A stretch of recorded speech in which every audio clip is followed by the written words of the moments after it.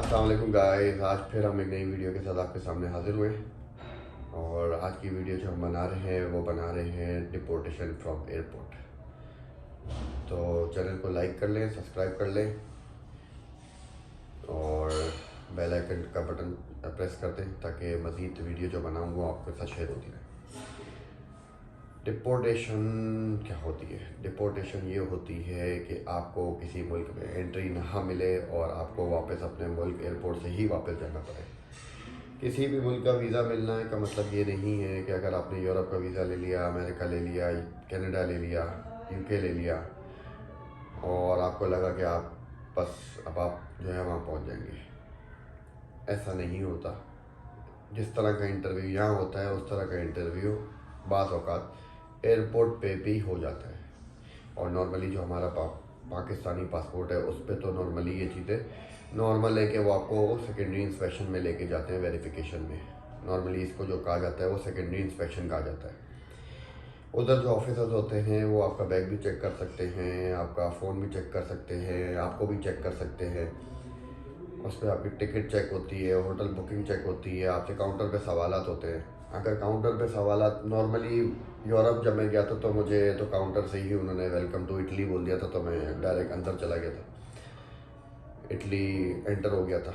बाकी नॉर्मली ये भी होता है कि अगर उनको एयरपोर्ट पे थोड़ा सा आपको वो डाउट होता है या आपका पासपोर्ट स्ट्रॉन्ग नहीं होता है तो वो नॉर्मली आपको सेकेंडरी इंस्पेक्शन में ले जाते हैं। सेकेंडरी इंस्पेक्शन में एक रूम होता है या उनका एक ऑफिस बना होता है, उधर आपको बैठाते हैं, आपसे सवाल जवाब होते हैं, आपका टिकट चेक होता है कि आप कब वापसी जा रहे हैं। तो रिटर्न टिकट होना आपके लिए ज़रूरी है अगर आप घूमने जा रहे हैं और आपने विज़िट वीज़ा लिया है। तो कुछ चीज़ों का ख़ास ख्याल रखना पड़ता है इसमें कि आपकी डॉक्यूमेंट जो हैं वो पूरे, एक तो पासपोर्ट आपका वीज़ा वैलिड हो, आपका रिटर्न टिकट आपके पास होना चाहिए। अगर आप घूमने जा रहे हैं तो नॉर्मली कोशिश करेंगे 10-12 दिन, मैक्सिमम 15 दिन का स्टे रखें। अगर उससे ज़्यादा का स्टे होता है तो वो वैसे ही डाउट होता है कि आप इतना लंबा स्टे क्या करने आए।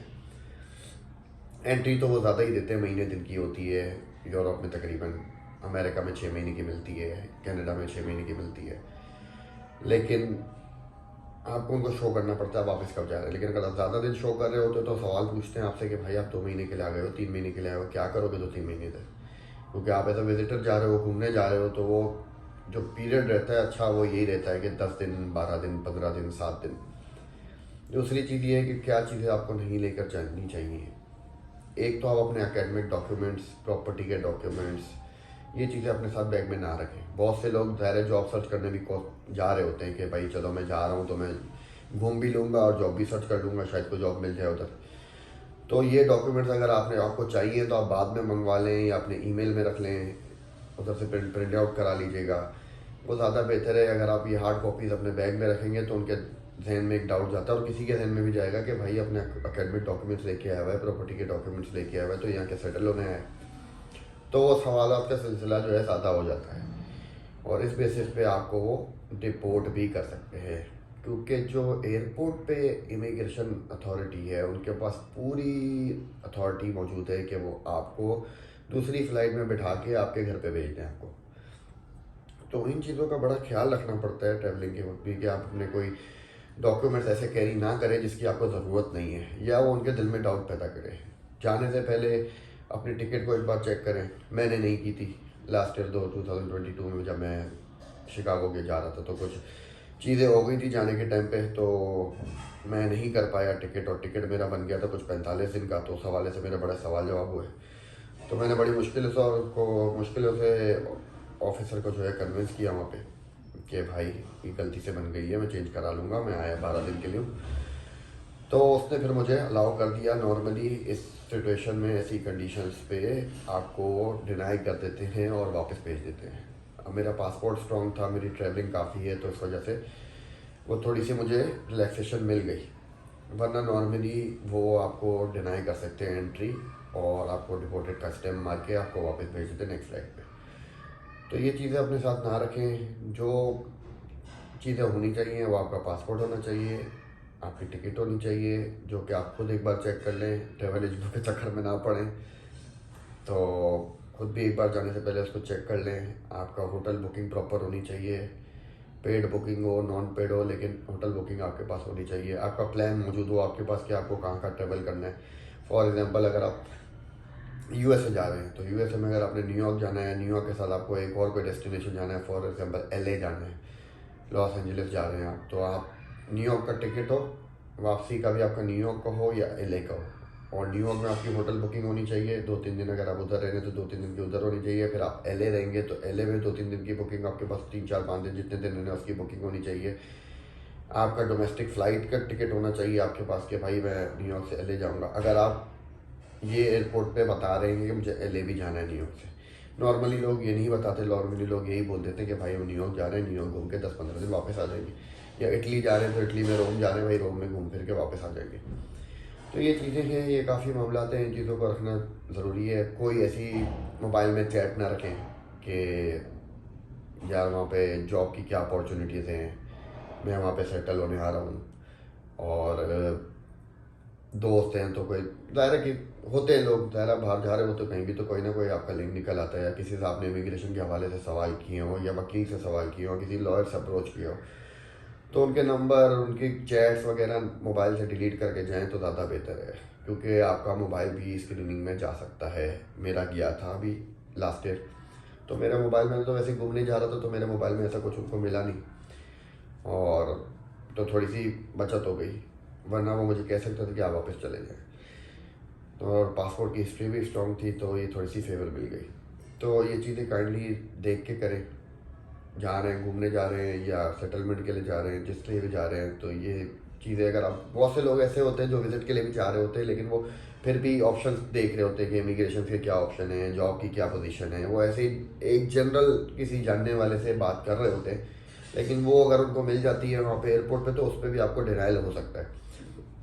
डॉक्यूमेंट्स लोग ऐसे ही जाते हैं लेके, फॉर एग्जाम्पल जैसे मुझे जाना था, तो मेरा जो अकेडमिक डॉक्यूमेंट्स थे, तो मैंने कहा मैं उसकी इक्वलेंसी मंगवा लूँगा वहाँ से, बनवा लूँगा वहाँ से, तो मैंने सोचा था मैं ले जाऊँगा, लेकिन मुझे पता था इन चीज़ों का, तो मैं नहीं लेकर गया।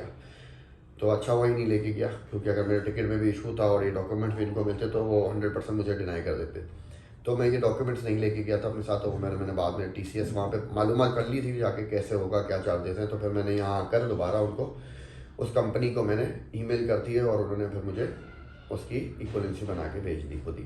तो बेहतर यही है कि जो चीज़ें करनी है आप जो ऑनलाइन कर सकते हो, चीज़ें ऐसी कोई, अगर आपने वाकई सेटलमेंट के लिए जाना है और कोई चीज़ आपको ऐसा लगता है कि मुझे बाद में ज़रूरत पड़ेगी, तो यहाँ किसी फैमिली मेम्बर को बोल दें कि भाई वो पीछे से मुझे TCS कर दो, DHL कर दो, वो ज़्यादा बेहतर है, क्योंकि ये चीज़ें जो हैं उनके दिल और दिमाग दोनों में डाउट पैदा करती हैं कि आप रहने हैं, और ज़रा सी उनको भनक पड़ी कि आप रहने आए हो उधर, तो डिनाई कर देंगे आप, चाहे वो अमेरिका हो, कनाडा हो, UK हो, यूरोप हो, किसी भी एयरपोर्ट पे। क्योंकि हम लोग नॉर्मली पाकिस्तानी पासपोर्ट होल्डर होते हैं, तो ज़ाहिर है हम लोग को नॉर्मली ये चांसेस होते हैं कि हमें सेकेंडरी इंस्पेक्शन में ले जाएंगे। वैसे मुझे सिर्फ अमेरिका में ही लेके जा गए हैं पिछली बार, और 2015 में भी 5 मिनट का इंटरव्यू था। इटली में नहीं पूछा गया, बाकी मैंने काफ़ी जगह पे ट्रैवल किया, नहीं पूछते, एयरपोर्ट काउंटर से ही बोल देते जाएँ, और उसके लिए पासपोर्ट होना, मजबूत होना ज़रूरी है।